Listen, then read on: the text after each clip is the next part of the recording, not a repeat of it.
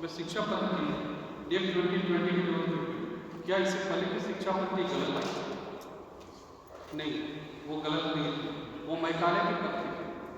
उसमें मेनली विश्लेषण थ्योरी पे काम किया गया। मतलब समाज के कुछ एक वर्ग ही उससे शिक्षित हो पाते थे। उसमें ऐसा नहीं था कि वह शिक्षा सबों के लिए, उसी को आगे चल के बढ़ाया गया। उस शिक्षा पद्धति के तहत ऐसी व्यवस्था थी कि यदि कोई व्यक्ति इंग्लिश में यदि वो सक्षम नहीं है तो अच्छे पोस्ट में कार्य नहीं कर सकता, भले उसे कितना भी गणित का ज्ञान, सामाजिक विज्ञान का नॉलेज, लेकिन यदि उसके पास इंग्लिश का ज्ञान नहीं हो पाता था तो सरकारी नौकरी उसे नहीं मिल पाती। सरकार के समय से इसे करते थे। उसी को हमारे जो शिक्षाविद थे उन्होंने 1986 को लेकर आगे बढ़ किया और 1992 में उसको सिर्फ एडिटिंग किया। एडिटिंग करने का मतलब कि उसमें कुछ शिक्षाविदों को कहा गया चेंज करने के लिए, तो वो गए विदेश को गए, जहाँ तक किए और करने के बाद दूसरे की चीज़ों को नकल करके हमारे सामने प्रस्तुत किया, लेकिन हमारे लिए शिक्षा पद्धति नहीं है। फिर उसके बाद जब सरकार हमारी बनी उन्होंने कहा हमें ऐसी शिक्षा प्रणाली लानी है जो हमारे राष्ट्र के लिए, जैसा कि हम लोग अपने लक्ष्य में पढ़ते हैं, हमारा लक्ष्य इस प्रकार की राष्ट्रीय शिक्षा प्रणाली का विकास करना, उसी को आत्मसात करते हुए यह शिक्षा प्रणाली है। इस शिक्षा प्रणाली को बनाने के लिए इसरो प्रमुख कस्तूरीरंगन इसके मुख्य बनाए गए और उन्होंने कहा था यह जो शिक्षा प्रणाली है यह मैं अपने देश के लिए बना दूँ, अपने देश की भावी पीढ़ी के लिए बना दूँ। इसमें जरा शिक्षा प्रणाली के एक पॉइंट को जरा ध्यान से पढ़ेंगे। हमने एक ऐसी नीति निर्मित करने की कोशिश की है जो हमारी समझ में शैक्षिक परिदृश्य को परिवर्तित कर देगा। इट्स मीन पहले की जो पद्धति थी उसको यह पूर्णतः चेंज करेगा, चेंज करेगा ताकि हमारी युवाओं को वर्तमान और भावी चुनौतियों का सामना करने के लिए तैयार कर सके, ताकि हमारे युवा वर्तमान और भविष्य में उनके सामने जो चुनौतियाँ आएंगी उनको सॉल्व करने के लिए मेंटली वो तैयार हो जाए, वो ट्रेंड हो जाए। यह एक ऐसी यात्रा है, यात्रा से अभिप्राय यह है इसमें कि कनेक्ट का अभिप्राय था कि इसमें शिक्षा भी नहीं किया गया है, समाज के हर एक व्यक्ति से राय लिया गया।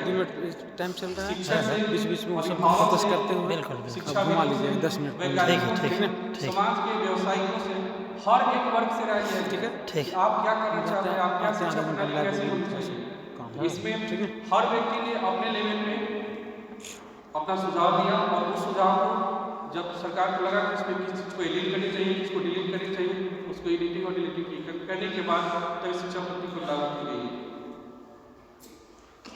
यह एक ऐसी यात्रा रही जिसमें हर व्यक्ति, हर सदस्य ने वैयक्तिक और सामूहिक रूप से हमारे देश के व्यापक शैक्षिक परिदृश्य को विभिन्न आयामों को शामिल करने की कोशिश की है।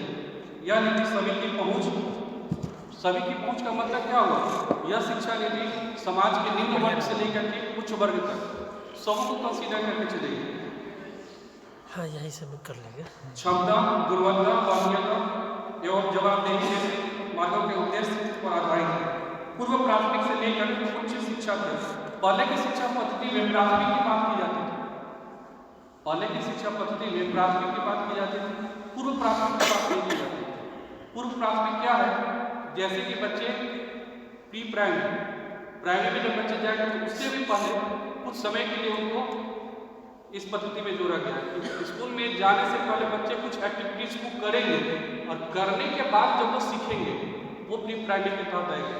देन हम लोग जैसे कि टॉपिक डिस्कस किए थे, बच्चे खुद अपने अनुभव से सीखते हैं, तो वो 3 साल बच्चे यही करेंगे, वो खुद करेंगे और खुद ही सीखेंगे।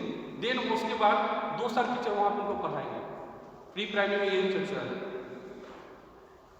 से लेकर उच्च शिक्षा तक हमने एक ऐसे क्षेत्र को अविच्छिन्न निरंतरता में देखा है और साथ ही व्यापक परिदृश्य से जुड़े अन्य क्षेत्रों को इसमें शामिल करने की कोशिश की है। और उसके बाद यह शिक्षा नीति प्रधानमंत्री नरेंद्र मोदी की अध्यक्षता में प्रकाश जावड़ेकर की उपस्थिति में 29 जुलाई 2020 को इसकी मंजूरी मिली थी। मानव संसाधन विकास जिस जिसमें राजीव गांधी प्रधानमंत्री थे, उन्होंने ये शिक्षा विभाग का नाम बदलकर मानव संसाधन विकास कर दिया था। फिर बाद में जब नरेंद्र मोदी की सरकार है तो उन्होंने मानव संसाधन विकास का नाम बदलकर शिक्षा मंत्रालय कर दिया। देश में उच्च शिक्षा के लिए एक ही नियामक रेगुलेटर होगा। पूरी शिक्षा व्यवस्था को देखने के लिए एक ही रेगुलेटर होगा, अनेक नहीं होंगे।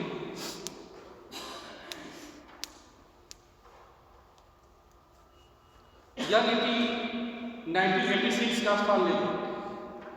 ऐसी नीति 34 साल के बाद आई।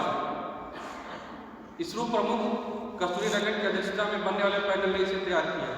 कहने का पीछे अभिप्राय यह है कि आखिर इसरो प्रमुख को ही क्यों दिया जाए, किन्हीं और को भी दिया जा सकता था। इसके पीछे जवाब है प्रकाश जायसवाल।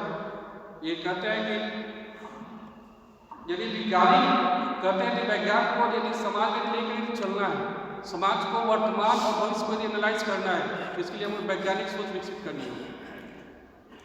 इसी सोच को लेते हुए हमें लगा था कि नहीं, इसरो के जो अध्यक्ष होंगे वो हमारे लिए अच्छे होंगे, इसलिए उनको दिया गया था।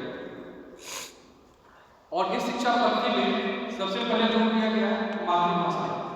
मातृभाषा में क्यों दिया गया, इसके पीछे जब ये टॉपिक शुरू किया गया था हम लोगों को, तो एक कहानी बताई गई थी।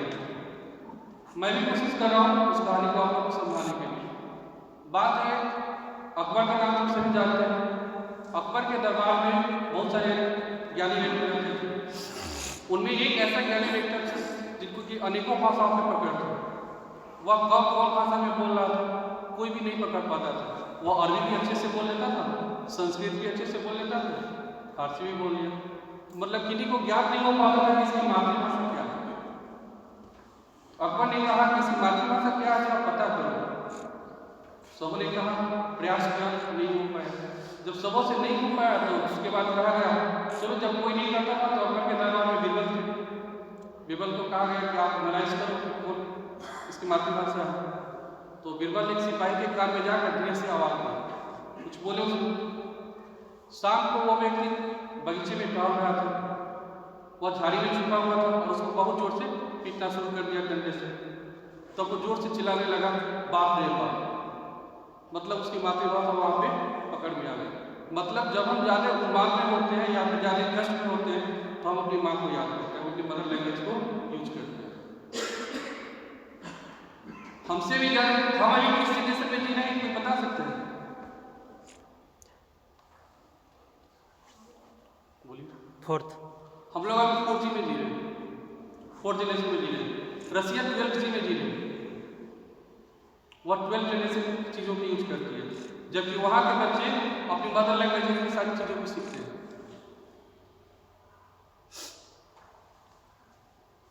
इसी बात को ध्यान में रखते हुए ऐसा नहीं कि हमने विदेशी कॉपी नहीं किया, हमने उनको देखा है और उनके अंदर जो अच्छी चीज़ें लगी हैं उनको हमने अपने यहाँ लागू किया है।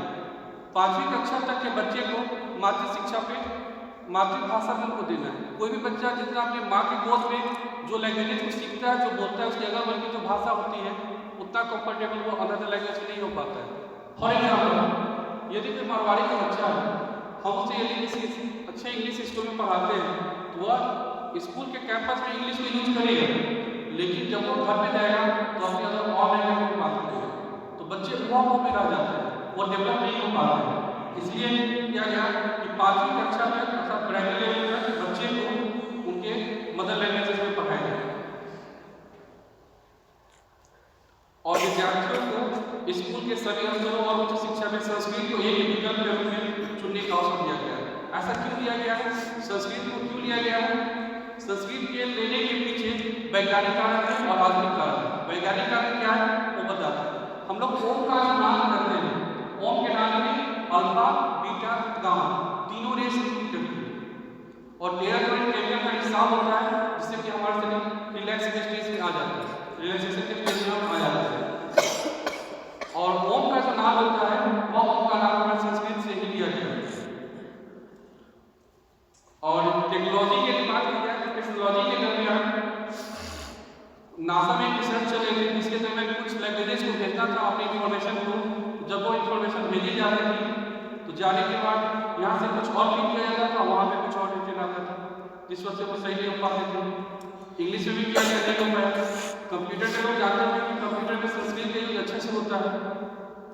अंतरिक्ष में मैसेज को भेजने के लिए नासा में कुछ मतलब इंडियन लोग थे, उन्होंने कहा कि संस्कृत में भेज के देखते सभी ट्राई कर चुके हैं, लेटेस्ट ट्राई उन्होंने ट्राई किया और उनकी मैसेज जैसी थी वैसे ही रिसीव हो गई। उसके बाद जो हो गया कि नहीं, संस्कृत अंतरिक्ष की भी वाणी है। संस्कृत को हम पहले देववाणी कहते थे, जबकि संस्कृत हम निकल कर आ गए अंतरिक्ष की वाणी। मतलब मॉडर्न समय में भी संस्कृत को हमें आगे लेकर चलना है, इसके लिए एक विषय पे जोर दिया गया है। और कुछ जो बच्चे अपनी भावनाओं को व्यक्त नहीं कर सकते अर्थात जो बोल नहीं सकते, उनके लिए सांकेतिक भाषा प्रयुक्त किया गया है। बाधे बच्चे जो हो गए उनके लिए भी हो गए राष्ट्रीय एवं राज्य के सभी पाठ्यक्रम सामग्री विकसित की जाएगी। उसके लिए एक अलग तरीके से हमारे अध्ययन के पैरेलल उनके लिए उनका एक सिलेबस डेवलप किया जाएगा।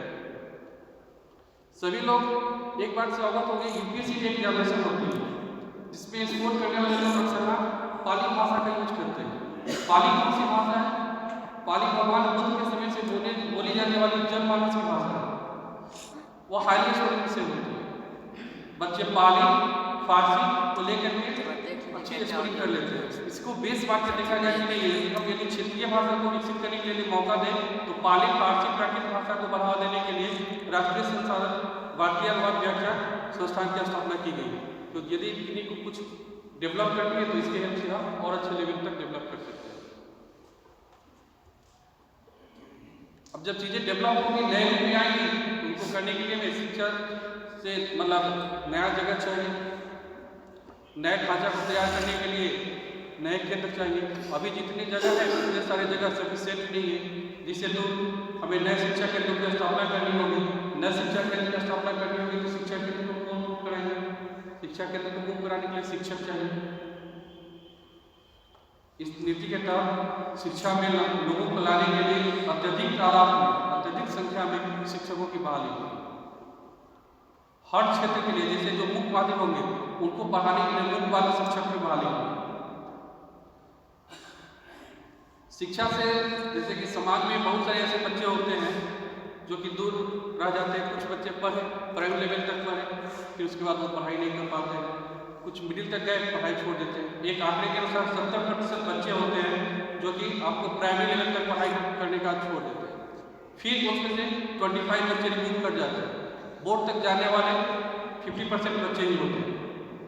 कुछ बहुत ऐसे भी होते हैं जो बोर्ड करने के बाद अपना रोजगार करने लगते हैं। गरीबी की वजह से उनके पास इतने पैसे नहीं हो सकते कि वो अपने परिवार का भरण पोषण कर सके या फिर उनका परिवार उनका भरण पोषण कर सके। तो इसलिए वो बच्चे पढ़ लेने के बाद पढ़ाई छोड़ देते हैं, अपने जीवनोपार्जन के लिए कुछ कार्य करने लगते हैं। जबकि सरकार का विचार है कि नहीं, जो बच्चे मुख्य धारा से हट गए हैं उनको हमें मुख्य धारा में लाना है। अभी जो सामने स्क्रीन में दिखाई दे रहा है वह स्कूली शिक्षा का क्लासिफिकेशन किया गया है, वो दिखाया गया है। क्लासिफिकेशन का मतलब हुआ कि 10+2 की प्रणाली, वर्तमान में जो 10+2 की प्रणाली है उसकी जगह 3 से लेकर 18 वर्ष के सभी बच्चों के लिए पाठ्यक्रम शिक्षण शास्त्रीय आधार पर 5+3+3+4 एक नई व्यवस्था पुनर्गठन करने की बात की गई। अब पहले इसको जानते हैं कि 5+3+3+4 है क्या। 5 में है क्या? सबसे पहले बच्चे देखिए प्री प्राइमरी स्कूल में बच्चे जाएंगे तो 3 साल के लिए आंगनबाड़ी और जो भी संस्था है वहाँ पे जा करके बच्चे खुद करेंगे और अपने अनुभव से चीज़ों को सीखेंगे। उनके पास ना तो बैग होगा, ना उनके पास कोई भी ले जाने के लिए लगेज होगा। वो सिर्फ उस जगह पे जाएंगे, खेलेंगे। यहाँ तक सरकार ने खाने पीने की भी व्यवस्था वहाँ पे कर दी है। बच्चे सिर्फ वहाँ पे जाएंगे, आप वहाँ पे बच्चे को पहुँचा रहे हैं 3 साल तक के लिए। बच्चे वहाँ पे जाएंगे, खेलेंगे, कूदेंगे और अपने अनुभव से चीज़ों को सीखेंगे। उसके 3 साल के बाद 2 साल कक्षा 1 और 2 वहाँ पे 2 साल तक टीचर उन्हें पढ़ाएंगे, अक्षर का ज्ञान देंगे। जो भी आगे क्रिया होगी वहाँ पे शुरू की जाएगी। तो ये 5 साल निकल गया। फिर उसके आगे की कक्षा होती है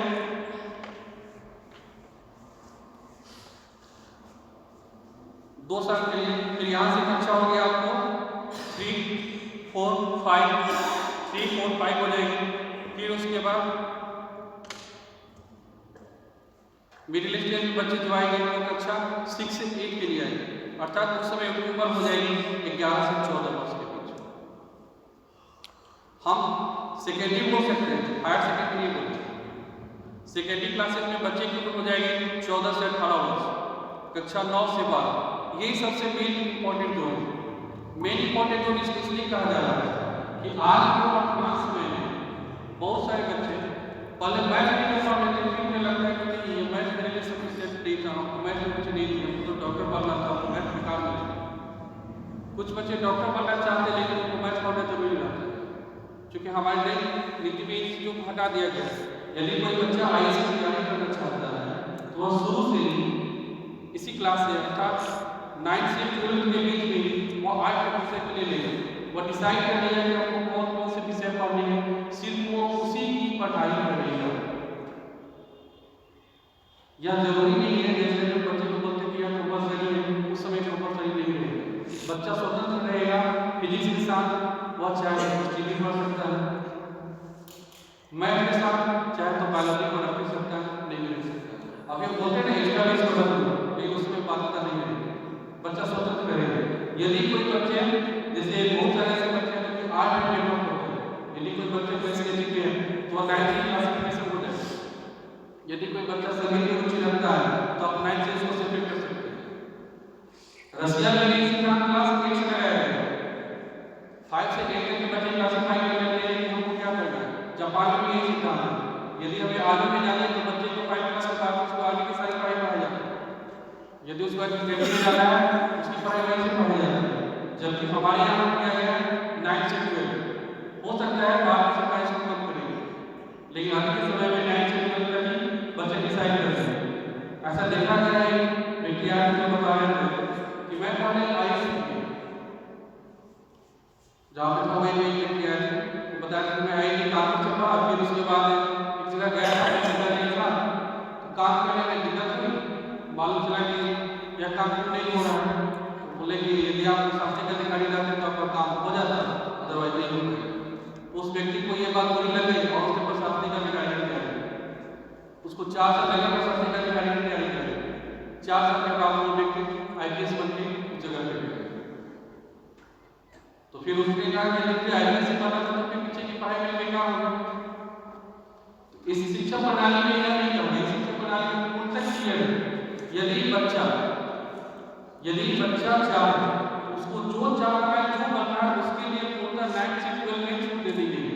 यदि बच्चा चाहता है कि मैं मेडिकल की तैयारी करूँगा तो वह वहीं से डिसाइड करेगा कि उसको फिजिक्स लेना है, केमिस्ट्री लेना है और बायोलॉजी, और लैंग्वेज को कंट्रोल करने के लिए इंग्लिश को इस भाषा में जो आरंभ में इंग्लिश को इस भाषा में हटा दिया गया है शिक्षा प्रणाली में, जबकि ऐसा नहीं है। अच्छी पुस्तकें आपको इंग्लिश में ही अवेलेबल है।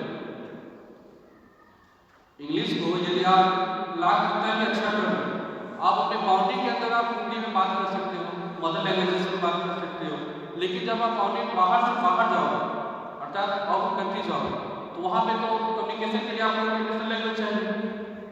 आप अपने बातों को शेयर करोगे उसके लिए तो इंग्लिश चाहिए, वहाँ के लिए इंग्लिश को रखा गया है। ऐसा नहीं इंग्लिश को कौन किया गया है, इंग्लिश को भी एक सब्जेक्ट के रूप में दिया गया है और लोगों को कागज में कंपलसरी कर दिया गया है। हर व्यक्ति हर बच्चे को एक अदर लैंग्वेज सीखना ही मस्ट है, करना ही होगा। इंग्लिश संस्कृत को भी प्रायोरिटी दी गई है, संस्कृत को आगे किया गया है, हिंदी को भी रखा गया है और इंग्लिश को भी रखा गया है। ऐसा नहीं कि हम करें इंग्लिश को कौन कर देंगे, ऐसा नहीं किया गया। आगे जब यह तो इसका जो व्याख्यान है यह व्याख्यान 650 पेज का और हमें जो दी गई थी वह 105 पेज की, मतलब कि उसकी भी एप्लीकेशन फॉर्म मेरे व्याख्यान में देखा है तो मेरे गए 650 पेज उसमें बताया गया है कि किसी भी भाषा को हमने कम नहीं किया, हमने हर भाषा के लिए ट्राई किया। यदि कुछ व्यक्ति ऐसे हैं जो कोई इंग्लिश नहीं आती है, उनके पास अच्छी कम्युनिकेशन स्किल इंग्लिश की नहीं है, लेकिन वो मैथ अच्छा पढ़ाते हैं, जाहिर सी बात है वो अपने पढ़ लेंगे। और यदि कोई व्यक्ति जिनके पास इंग्लिश की अच्छी जानकारी है वो मैथ कैसे जानते हैं, यदि वो चाहे तो आप रिकॉर्ड कर सकते हैं, फैला सकते हैं, इसकी भी सुविधा दी गई है। जितनी भी बीएड कोर्सेज जो कराते हैं, चाहे हम आप किए हुए जो बीएड कोर्सेज ये अब आने वाले समय में सभी बंद हो जाएंगे। बीएड स्कूल बीएड कॉलेज नहीं है, एक ही जगह से बीएड करना होगा। 12वीं पास करने के बाद यदि कोई व्यक्ति डिसाइड करता है कि नहीं हमको टीचर ही बनना है तो 12वीं के बाद उसे 4 साल का उससे करना होगा। और स्नातक के बारे में डिसाइड करते हैं तो आपको 2 साल के लिए बीएड करना होगा। परास्नातक में उम्मीदवार के लिए 1 साल का बीएड का कोर्स है। एमफिल की समाप्ति कर दी गई, एमफिल नहीं रहे। 4 साल की डिग्री प्रोग्राम, फिर एमए और उसके बाद बिना एमफिल के सीधा पीएचडी आप कर सकते हैं। अभी बगैर एमफिल के आप पीएचडी आप नहीं कर सकते। सरकार ने सुविधा दी है आप लोगों के लिए। और अभी जो सामने दिखाई दे रहा है CER, ग्रॉस इनरोलमेंट रेशियो या ग्रॉस इनरोलमेंट रेशियो में जैसे कि हम यहाँ कॉलेज में हैं तो यहाँ पे यदि 500 बच्चे हैं पढ़ने हैं, यदि 500 बच्चे यदि विद्यालय में नहीं पढ़ रहे तो मतलब मेरा GR 100% नहीं है। सरकार का कहने का मतलब है कि 2030 तक 2030 तक लागू होने के 10 साल के अंदर में हमें इस रेशियो को 100 में लाना है। अभी सिर्फ एक अपने आप केरल एक ऐसा जगह है जहाँ पे GR 100%, हमारा GR 60%, बिहार का 60%।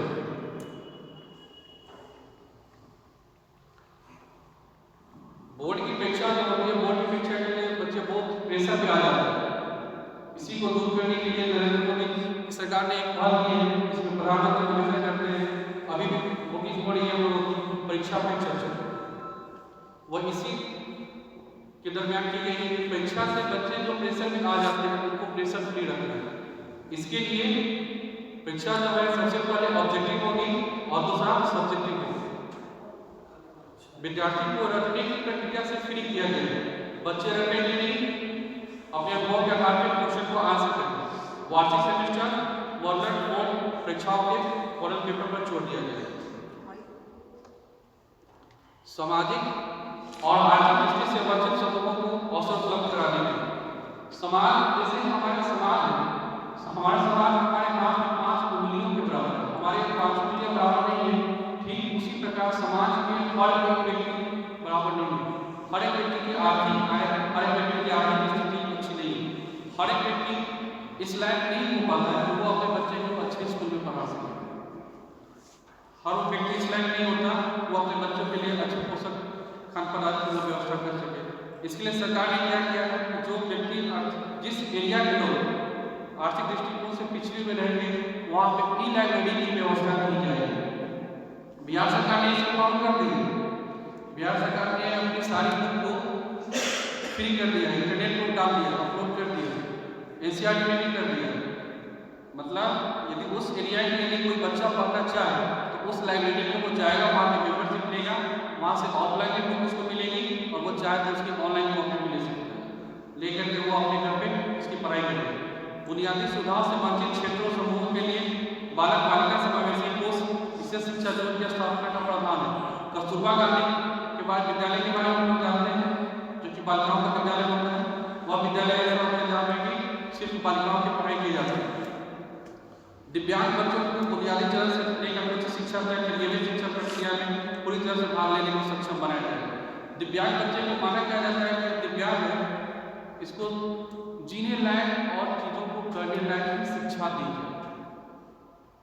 अभिप्राय ये हुआ कि वो सिर्फ सरवाइव कर हम उसको अपने से नीचे एनालाइज करते हैं, जबकि इस शिक्षा प्रणाली में ऐसा नहीं कहा गया। इसमें कहा गया है दिव्यांग बच्चों को बुनियादी चरण से लेकर मतलब बेसिक लेवल से लेकर उच्च शिक्षा तक नियमित शिक्षा प्रक्रिया में पूरी तरह से भाग लेने में सक्षम बनाया गया है। वो हमारे और आपके बराबर उन तक एलिजिबल होंगे।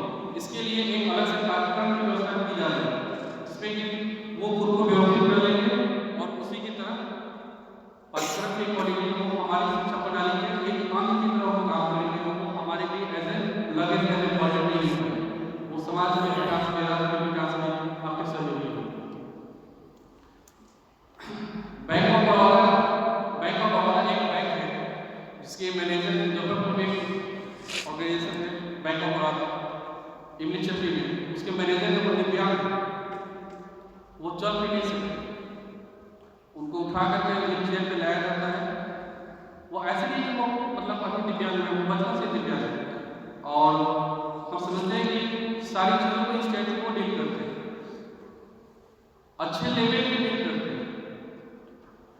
सारी कंप्यूटर स्क्रीन के सामने लगा रहता है, वो हाथ में लगता है कि जैसे हमारे दिमाग के स्पीकर से हारमोनियम बजा रहे हैं, शायद उस तरीके से वो कीबोर्ड बना सकते हैं और सारे काम को करते हैं। उनके यहाँ जाएंगे तो सारे लोग 10 में हाजिर हो जाते हैं और फिर 10 में से हाजिर हो जाते हैं और लगातार 4-5 घंटे को काम करते हैं। तो वो ऑर्गेनाइजेशन के लिए बोझ नहीं है, वो विकास में मदद कर रहे हैं। अभी इसी को बढ़ावा देने के लिए सरकार ने एक बहुत दिव्यांगों के लिए ओलंपिक्स होती है, जिस प्रकार स्वस्थ व्यक्ति के लिए ओलंपिक्स होती है, इसलिए दिव्यांगों के लिए ओलंपिक्स होती है। उसमें लोग देखिए होगा कि भारत में नीरज चोपड़ा ने प्रथम आया, भारत एक दिव्यांग ने भारत में धीरज नाम वो भी प्रथम आया, लेकिन उनकी चर्चा नहीं हो पाई। दिव्यांग को भी मुख्य धारा में लाने की कोशिश की गई शिक्षा प्रणाली में। पाठ्यक्रम और शैक्षणिक ढांचा एनसीईआरटी द्वारा 8 वर्ष की आयु के बच्चों के लिए एक राष्ट्रीय पाठ्यक्रम और शैक्षणिक ढांचा विकसित करने पर बल दिया गया है। 8 वर्ष के बच्चों पर यह बल इसलिए दिया गया है क्योंकि हमारी गवर्नमेंट जब शिक्षाविदों को भेजा गया था एनालाइज करने के लिए, उन्होंने जापान और रसिया 2 देशों को देखे, वहाँ की शिक्षा प्रणाली को एनालाइज किया। वहाँ की शिक्षा प्रणाली में है क्या कि बच्चे 8 वर्ष तक की आयु तक आते आते वो कंप्लीटली डिसाइड कर चुके होते हैं व्हाट आई वांट, हमें क्या चाहिए, हमें देश का लीडर बनना है, देश का टीचर बनना है, या फिर हमें आर्मी बनना है, या फिर हमें साइंटिस्ट बनना है। वो उसी तरह से तैयारी करते हैं और वहाँ से बच्चे को फिल्टर कर दिया जाता है और फिर वो बच्चे उसी प्रक्रिया में आगे बढ़ते हैं। बुनियादी साक्षरता संख्यात्मक ज्ञान प्राप्त करना 2025 तक 3वीं कक्षा तक के विद्यार्थियों के लिए सार्वभौमिक बुनियादी शिक्षा बुनियादी साक्षरता। स्कूल के पाठ्यक्रम और कला में सुधार, अध्यापन कला में सुधार। स्कूल का पाठ्यक्रम जो अभी जो पाठ्यक्रम पढ़ा रहे हैं, आने वाले समय में यह पूर्णतः बदल जाएगी। आने वाले समय में यह सिलेबस पूर्णतः बदल जाएगी। इसमें कहा गया है 21वीं सदी के प्रमुख कौशल और व्यवहारिक जानकारियों से विद्यार्थियों का समग्र विकास। हमें जैसे हम लोग छोटा सा मोबाइल यूज करते हैं, नोकिया का या फिर सैमसंग का, वो मोबाइल से स्मार्टफोन की फैसिलिटी को नहीं यूज कर सकते। तो हमें यदि स्मार्टफोन की फैसिलिटी यूज करने के लिए हमको बड़ा फोन चाहिए, और यदि बड़े फोन में भी यदि सिस्टम अपडेट नहीं होता है तो उसे क्या करते हैं, आउट कर देते हैं। तो टीचर के लिए भी व्यवस्था की गई है, साल में एक बार सभी शिक्षकों की क्या होगी, जांच होगी। बच्चे जो होंगे, बच्चे को एक लिफाफा दिया जाएगा, हर एक बच्चे को, हर एक क्लास के बच्चे को आपके बारे में जो डिसीजन लिख करके देंगे वह गोपनीय रहेगी। वह सिर्फ स्कूल के 2 ही व्यक्ति जानेंगे, एक वाइस प्रिंसिपल और एक प्रिंसिपल, तीसरा कोई नहीं जानता है। और वह यदि आप क्लास में सेटिस्फाइड कर पाते हैं बच्चे को, दिन आपको रखा जाएगा, आपको 3 मौका दिया जाएगा। यदि आप नहीं कर पाते हैं तो चौथे मौके से आपको हाथ जोड़ दिया जाएगा। ऐसी व्यवस्था की गई है और ये सीबीएसई खुद करवाएगा, क्योंकि ये शिक्षा प्रणाली में कहा गया हर टीचर को एनालाइज करने का मौका देना है। 3 बार के अंदर यदि बच्चे कंट्रोल में नहीं होते, यदि आप बच्चे को सही से नहीं पढ़ा पाते, बच्चे की शिक्षा प्रणाली अच्छे तरीके से काम नहीं कर पाती है, अधिका बच्चे से नहीं हो पाता है, तो आप टीचिंग के लायक नहीं है, ऐसा माना जाता है। विद्यार्थियों को पसंदीदा विषय चुनने के लिए कई विकल्प दिए जाते हैं। बच्चे इसमें पूर्णतः बच्चे को केंद्र किया गया है, बच्चे को आधार करके बच्चे को सेंटर में रखकर के चीज़ों की बात की गई है। बच्चा जैसे जिन चीज़ों को सीखता है, बच्चा जो विषय को लेना चाहे हम उसी विषय को उसको लेने देना, उसी के साथ उसको डील करना है। अभी हम लोग साथ वाले ट्रेनिंग एक्सपीरियंस करें, उसमें माउंटेन्स के बारे में डिस्कस करें, तो बच्चे खुद ही पहाड़ के ऊपर बना लेते हैं, जबकि ज्योग्राफी के टीचर को पढ़ाना चाहिए था, जबकि फिजिकल के टीचर ज्योग्राफी पढ़ा देते हैं।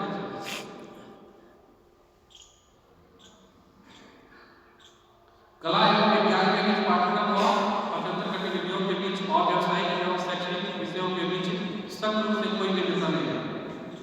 कोई भी विषय, कोई भी क्षेत्र ना तो बड़ा है ना छोटा है, सबों को डेवलप करने का समान रूप से मौका दिया है।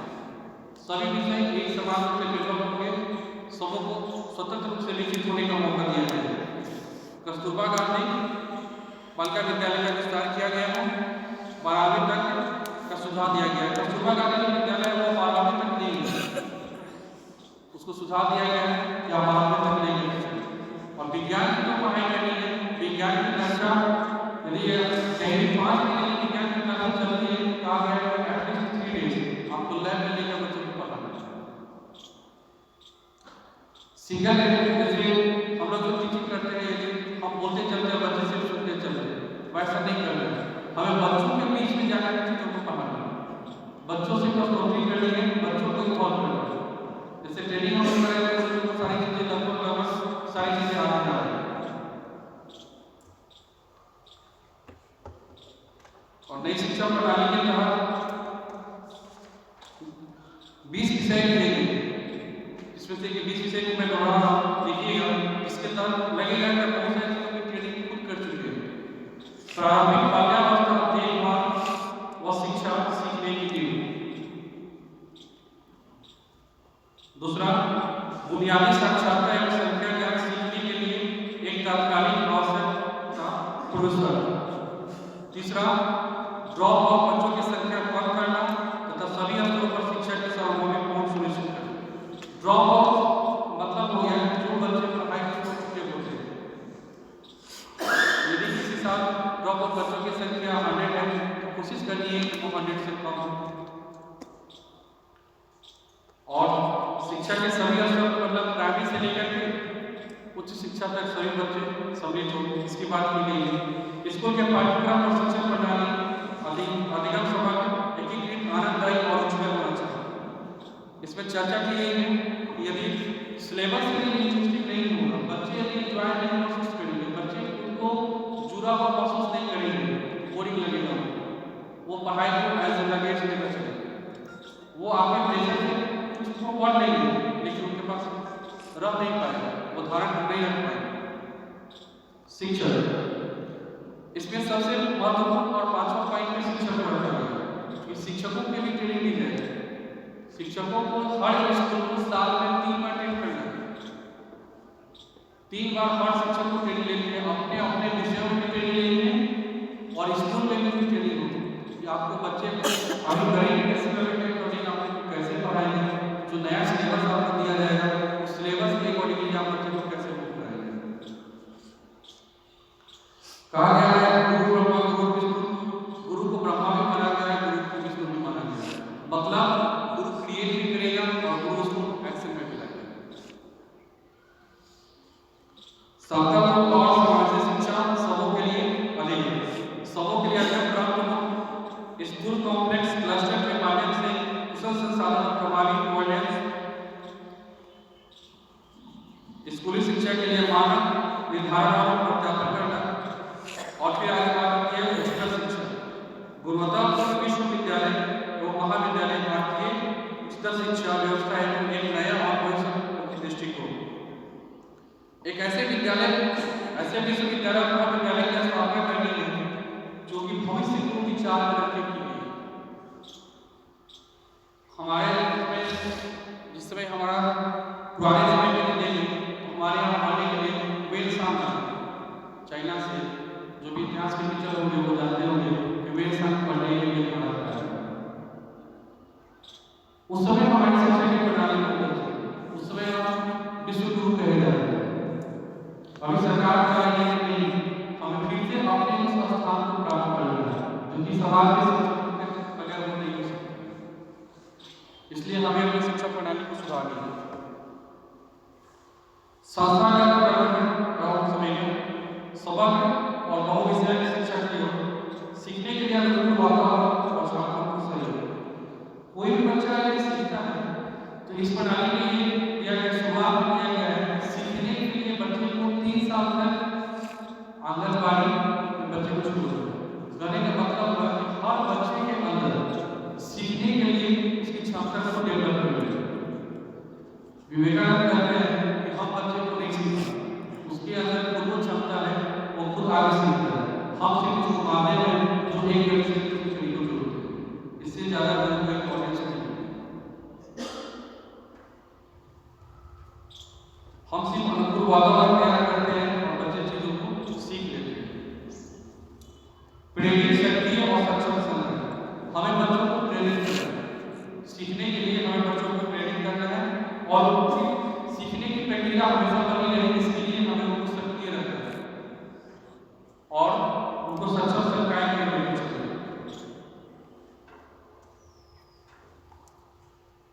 14 टॉपिक है उच्च शिक्षा में संस्था और समावेश।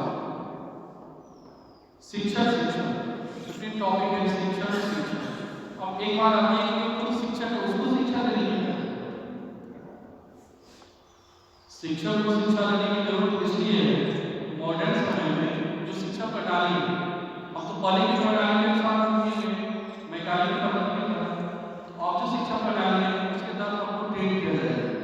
सभी शिक्षकों को ये चीज जानना होगा कि हमें अपने विषय में कहाँ तक बच्चों को देना है और कहाँ तक बच्चे को लेंगे।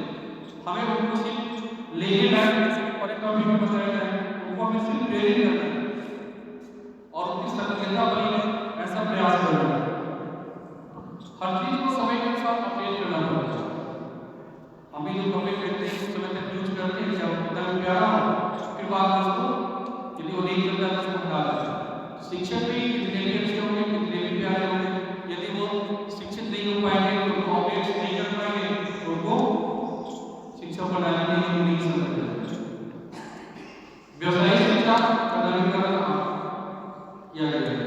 व्यवसायिक शिक्षा का मतलब है प्रोफेशनल कोर्स। ऐसा नहीं है कि प्रोफेशनल कोर्स ऑप्शनल नहीं है और प्रोफेशनल कोर्स को मेन में भी रखा गया है। बहुत सारे ऐसे कला है जिनको करके व्यक्ति अपनी जीविका को जी रहे अच्छे लेवल पे भी है। हम लोगों के बीच में ये गोपाल वो अपने विषय को लेकर के अभी यूट्यूब पे अच्छे तरह से सक्रिय है। वहाँ पे कहा है बताने के लिए कि आपके यहाँ से कला के कोई शिक्षक हैं जो कि अच्छे तरीके से चलते हैं, उनका नाम लिया जाए, उनके बारे में बताया। यदि व्यवसाय पढ़े पढ़ा जाता तो व्यवसाय शिक्षा को कि बच्चे को अपने जीने लायक अपने जीवन पालन कर सके, लेकिन शिक्षा प्रणाली में नहीं पढ़ा।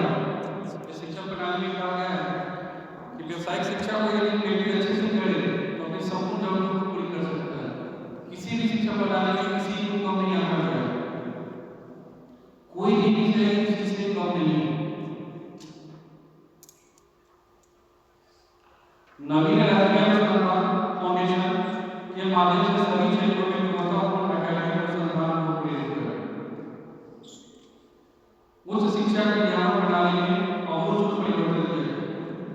इस अमूलचूल परिवर्तन से अभिप्राय ये है कि जैसे कोई व्यक्ति ग्रेजुएशन कर रहा है तो ग्रेजुएशन चाहते हैं कि 3 साल का कोर्स होता है जबकि अभी 4 साल का होता है। तो यदि हम फर्स्ट ईयर कंप्लीट कर लें और कुछ पारिवारिक कारणों से सेकंड ईयर ना कर पाए तो अभी के मौजूदा समय में फिर से ग्रेजुएशन करके जाए ग्रेजुएशन क्या नॉर्मल हमें लगे कि नहीं हमें क्वालिफिकेशन बढ़ानी चाहिए तो हमको फिर से ग्रेजुएशन करना होगा। जबकि अभी शिक्षा प्रणाली में करने में कहा गया है कि आपने यदि फर्स्ट सेमेस्टर पूरा कर लिया तो आपको फर्स्ट सेमेस्टर का सर्टिफिकेट मिल जाएगा और फिर जब दूसरा सेमेस्टर करने जाएंगे तो आपको एडमिशन लेने की जरूरत नहीं है, आपको सिर्फ दूसरा सेमेस्टर करना है। दूसरा सेमेस्टर करने में यदि हम छोड़ दें 2 सेमेस्टर करने में छोड़ दें तो फिर कुछ समय के बाद हम तीसरा सेमेस्टर कर सकते हैं।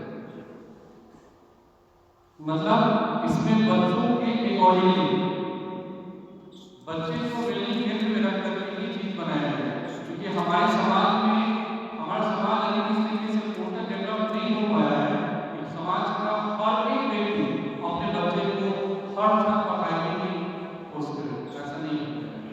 समाज में कुछ लोग ऐसे भी हैं जो कि कहते हैं कि पढ़ने का क्या करें, जबकि ये शिक्षा प्रणाली है कि आप पढ़ने करके क्या करोगे आपको यही से मालूम चलेगा। यदि किसी के पास कोई हुनर है, यदि लकड़ी से कुछ बनाने के पास किसी के पास यदि हुनर है उसको यही से पढ़ाई सिखा देते हैं तो आगे चल के वो अच्छे लेवल पे पढ़ेगा काम करेगा। यदि कोई इंजीनियर बनना चाहता है राजमिस्त्री है यदि वो अच्छे से पढ़ाई करेगा अच्छे लेवल पे बन जाएगा। उसको सिखाने के लिए छोड़ने की काम नहीं कीजिए, आप जिस लेवल तक जहाँ तक पढ़ना चाहो वहाँ तक आपको पढ़ाया जाएगा। यदि आप थोड़ी भी पढ़ने छोड़ना चाहते हो फिर बाद में जब आपको सीधा हो फिर कंप्लीट करो।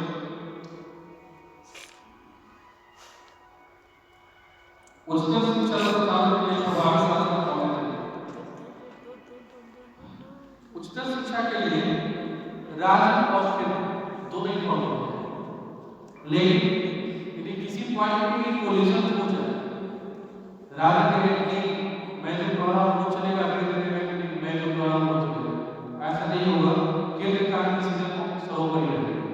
शिक्षा प्रणाली में ये कहा गया है उच्च शिक्षा संस्थान के लिए प्रभावी शासन का नेतृत्व बनाना।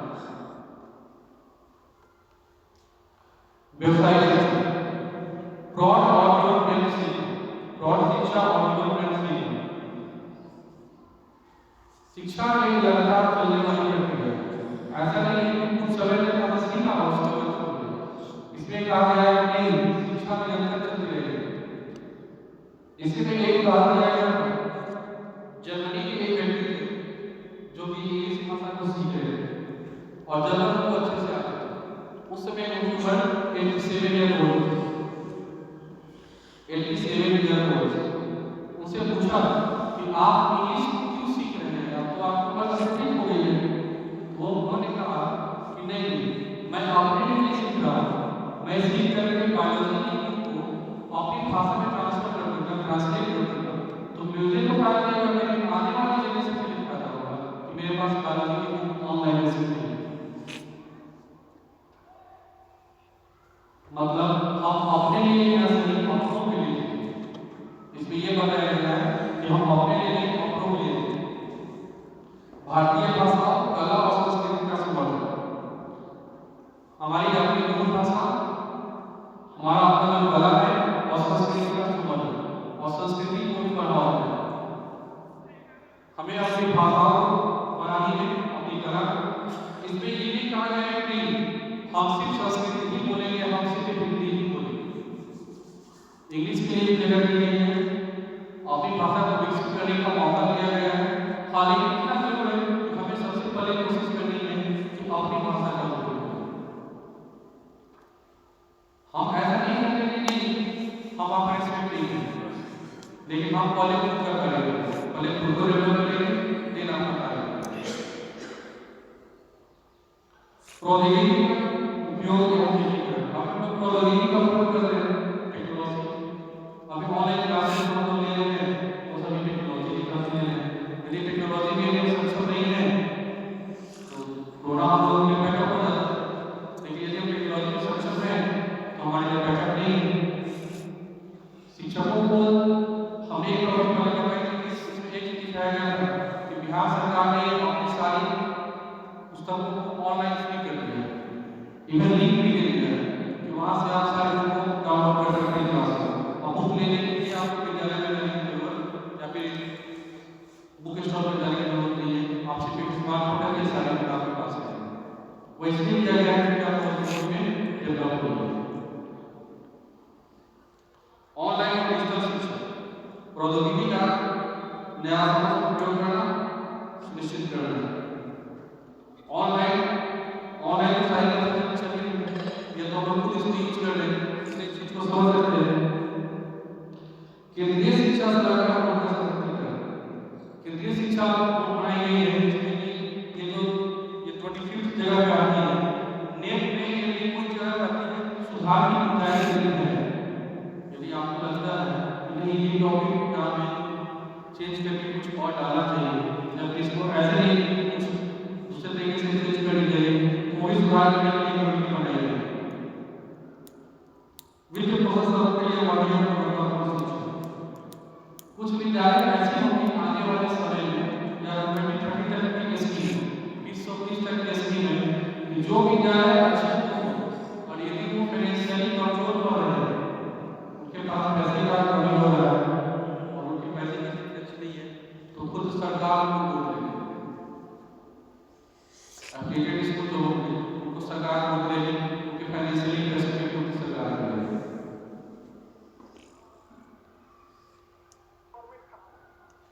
और 27 है क्रियान्वयन, इसको एक्टिविजन में लाने के लिए से उसकी बात।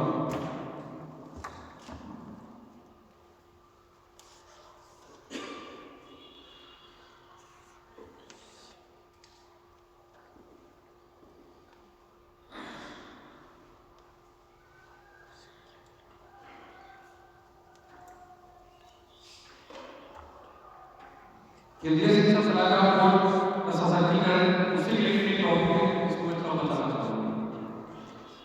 इस नीति के सफल क्रियान्वयन के लिए राष्ट्रीय, राज्य, संस्थागत और व्यक्तिगत स्तर पर एक दीर्घकालिक विजन, जिसे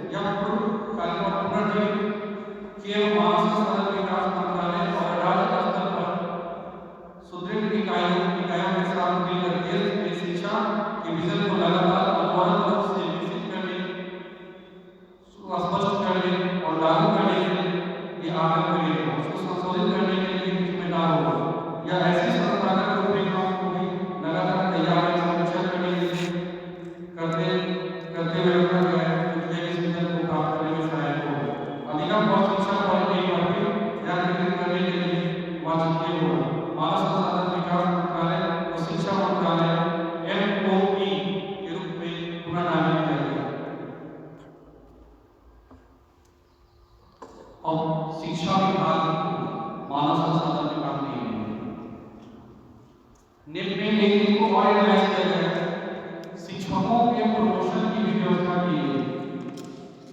इसके तहत इसी में ऐसे शिक्षक सभी जो टीचर अच्छे हैं वो भी और जो नहीं है वो भी, सबको एक ही भाव से देखा जाता है, जबकि इसमें ऐसा व्यवहार नहीं किया जाता। नई शिक्षक प्रणाली के तहत यदि कोई शिक्षक है, मान लो शिक्षक कोई सब्जेक्ट है, उसमें शिक्षक ए है और बी है, और शिक्षक ए का परफॉर्मेंस अच्छा है जबकि शिक्षक बी का परफॉर्मेंस अच्छा नहीं है। शिक्षक ए को बच्चे ज्यादा लाइक करते हैं, बी के बच्चों के बीच में कुछ नहीं है, तो प्रमोशन शिक्षक ए का होगा ना कि बी का। साल में एक बार प्रमोशन के लिए बात की है, शिक्षकों को भी प्रमोशन की बात की है, उनका पे ग्रेड अलग होगा, उनका ग्रेड अलग होगा, और जो बच्चों के बीच बच्चे नहीं हो रहे हैं उनका ग्रेड अलग होगा। शिक्षकों को भी डेवलप करने का मौका दिया गया है। इसमें कंपटीशन में मौका डेवलप की है। अभिप्राय क्या है कि मक्खन यदि बाहर निकालना है तो राई के दोनों छोर को आपस में कसना होगा, अर्थात जहाँ पे फ्रिक्शन होगा वहीं पे फ्रिक्शन, जहाँ पे कंपटीशन होगी वहीं पे डेवलपमेंट होगी। 50 पूरा हो।